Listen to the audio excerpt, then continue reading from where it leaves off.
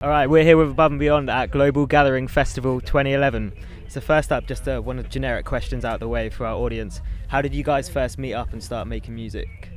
I met Pava at university because we were doing the same course, which is commercial music. It's a degree in kind of music production and business. We met on the course. Meanwhile, I was producing, doing sound design for Yamaha, and Tony's brother bought one of the things that I created and got in contact with me that way, and then we all went out for a big night out in a club in London and enjoyed the same music and then did a track together, basically. So why dance music, first of all, as opposed to any other type of music? For me, I mean, I actually didn't like dance music when I was a kid. I kind of liked electronic music, like kind of Depeche Mode and stuff like that, and Pet Shop Boys and New Order, but I didn't really like pure dance music at the time. And then I heard Paul Oakenfold's Goa mix, and it kind of converted me because I was like, wow, this is really, really good. And now, obviously, I love dance music. I don't know about you guys. Yeah. And I'm like Jono and me, we're both classically trained, and for me, the thing I remember when I first started hearing electronic music and dance music in particular, the really cool thing for me was the you know, how it sounds sonically so new and fresh, and I think that's the cool thing about dance music, that it just keeps evolving, and there's always something new that happens sonically. So you know, you don't know where we're going to be in 3 or 5 years time. Well, yeah, because obviously it's all based around the technology, so it can always advance. Exactly, it moves with the technology. And when we were growing up, what was really exciting for me personally was literally you'd have some new synthesizer come out, and suddenly, you know, producers would be raping it for sounds, you know, trying to find out what does this do that we can use. And that was quite an exciting time in dance music, because you'd have like Roland launching this new synth, and people would try and, you know, find out what are the hit sounds on it, and suddenly the style would change. And that's what dance music is. That's what's interesting in dance music, I think, is people borrow ideas off each other, and everyone's contributing to this kind of moving train of music, and you know, it's constantly evolving. And you do borrow ideas from yesteryear as well sometimes, and you know, they start being recycled but in a new way, and that's kind of cool as well. It's good because it always stays fresh, with that way. Even if it's something old, it's still freshened up. Yeah, definitely. So you guys have a monster list of collaborations. What is it about collaborating that you love so much, as opposed to working just with yourselves?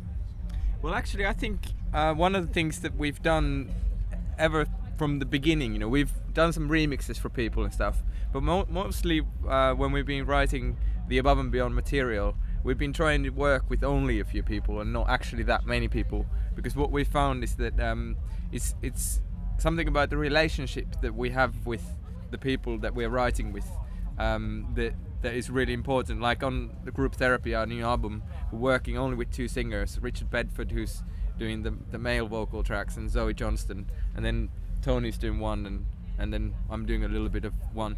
But yeah, we haven't been that into the collaborating thing, because it's really interesting to keep working with the same people for a long period of time, and also it sort of pushes us to do different things, because it would get a bit boring writing the same sort of track with Zoe you know, over and over again. So it's a really good thing, I see, working with the same people, because it forces us to evolve and change as well.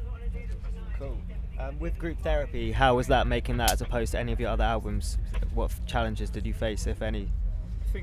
I don't think an album gets easier. You know, like each album, most things in life, overall, I would say, you know, you do it the first time and you learn from your mistakes or whatever, and you do it the second time, you do it a bit better. Yeah. With writing music, it's never really like that. I find every track you do, every album you do, every, you know, bit that you do, a challenge each time, and that's kind of what keeps you excited about music, I think, because every time you go in the studio, you start with a blank slate. I mean, some people will use like sounds they've used before a lot in other tracks, and we don't tend to do that too often. I mean, we use the odd little bass sound or whatever, or we'll have certain sounds that we know we really like, but we try and sort of start from scratch. So there's a certain challenging aspect, and I think that, you know, that was true of Group Therapy. It's not, you know, you're starting with a blank slate every time. It was challenging. You've got to build it up from the beginning. It's been 10 years of Anjuna Beats as well. How did you celebrate that? 'Cause obviously a massive achievement. We had an album, 10 Years of Anjuna Beats, which had some remixes of some of the classic tunes and some of the classic tunes. But I think the thing about any of these sort of landmarks you make is they're really only a sort of stake in the ground. And the thing that's amazing about Anjunabeats is it keeps growing and it keeps changing. And now, you know, with the sound of trance music where we are, I think it's Trance 9.0 I was working out the other night. We kind of worked out. The great thing about Anjunabeats is that it's moving with that, but the key thing with it is that it's about the artists that are on it. We sign artists, not records. Yeah. And so, you know, whether it's Super 8 and Tab or Matt Zoe or Andrew Bayer, these guys are people that we'll be working with for a long time. And you know, some of the guys who were around from when the label was starting out, they're all still with us for the most part. So really, you know, 10 years it's a great thing to celebrate in some ways, but really the important thing is that the label Anjunabeats and Anjunadeep are alive and vibrant and keep moving and keep working towards the full. Going for like another 10 years, 20.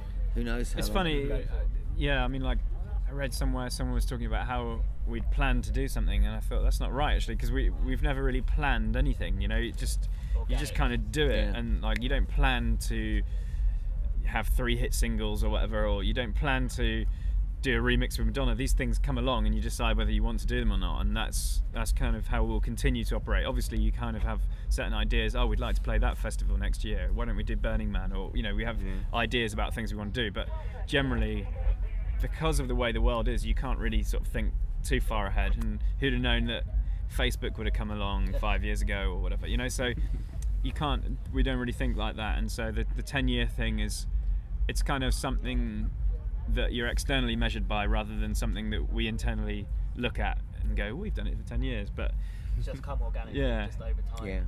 Yeah. Guys, I'm sorry, I've got to wrap it up for one more question. Okay, this is one question that we ask all of our interviewees. Yeah. What is your favourite soup? Soup? Yeah. Oh god, I'm I definitely can't think of the name of it, leek and potato man. Yeah. Definitely. There's this soup that I make, but I can't remember. It's got it's got chorizo in it and stuff, and it's lovely. It's kind of Spanish soup, but I couldn't tell you the name of it. Gazpacho, definitely. Cool. Cheers. Thanks. Thank you.